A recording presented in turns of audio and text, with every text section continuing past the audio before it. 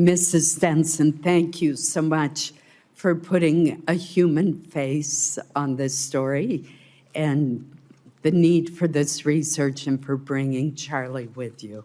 Thank you. We've talked a lot and will talk a lot about NIH.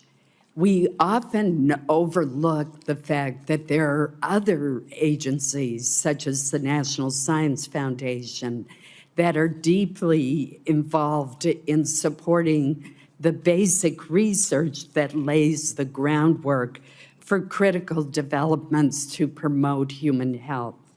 So, Dr. Parikh, I'd like to start with you and ask you to describe some of the contributions to biomedical research and innovation that have derived from NSF-supported basic research. Thank you for that, and thank you for realizing that. The National Science Foundation is an extraordinary funding agency in that it funds basic research. It's one of the only parts of the federal government that funds just basic research. And some of the things that have come out of that are, I told you the story about CRISPR and gene editing. The basic research, whenever you start looking at bacteria, when you are only looking at, there are scientists who go out into, that find these bacteria that live in hot springs and that sort of thing. That's funded out of curiosity-driven research. But that curiosity-driven research eventually leads to cures, and it has multiple times. It's also led to the development of things like the technologies that we use for imaging. Basic research is coming from the National Science Foundation. The engineering is coming from the National Science Foundation. The National Science Foundation also creates the people. And I told you about the graduate research fellowships. That is a remarkable program because what it does is it doesn't say that money is going to go to some institution. It chooses the best students in America, absolute best. And it says, here's funding for you. Go where you think you can make a difference. That is worth so much, and it's driven discovery for decades. And we're cutting it. Thank you. Dr. Haller, we've talked a lot about the very arbitrary 15% cap that usually is negotiated between NIH and the grant-receiving institution, but in this case, the administration has proposed an across-the-board cap of 15%.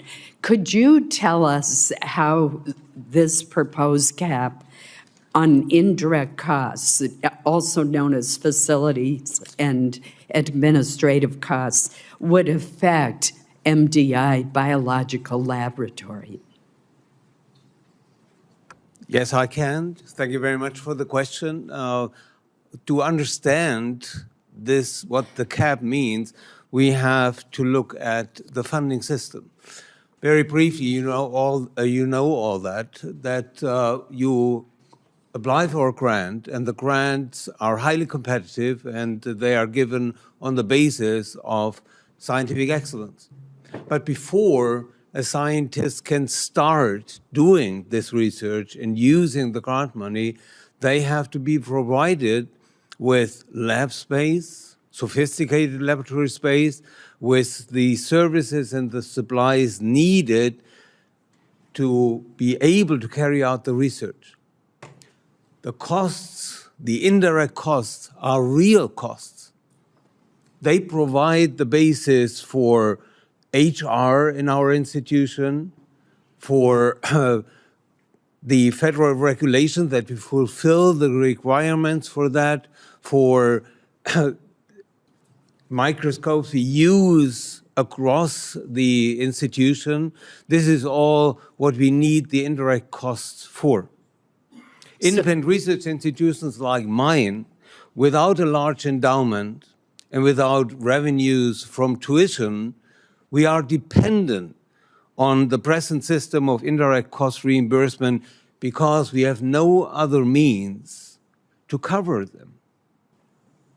So there is always room for improvement, and we are open for discussions, but the proposed 15% cap endangers our work and the work of all the other independent research institutions, and we will not be able to participate in what we have heard here in life-saving research and biomedical breakthroughs. Thank you.